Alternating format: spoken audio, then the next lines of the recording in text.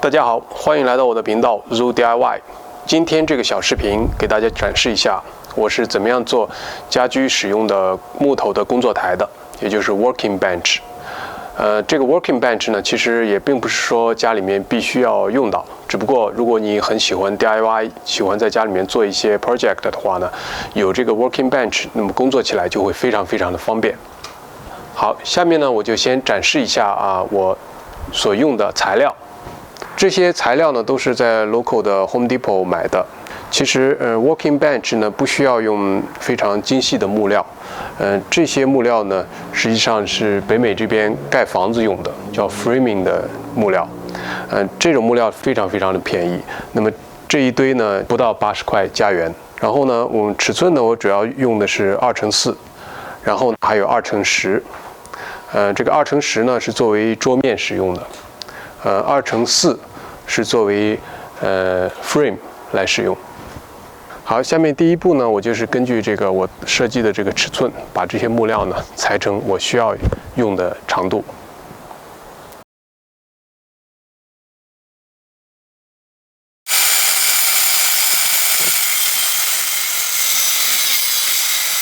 好，按照我先前的设计呢，一共有18个组件，现在我都把它锯出来了。下面要做的呢，就是要在这些组件上面呢开一些槽，这样呢可以让这些木头的部件可以很好的结合在一起。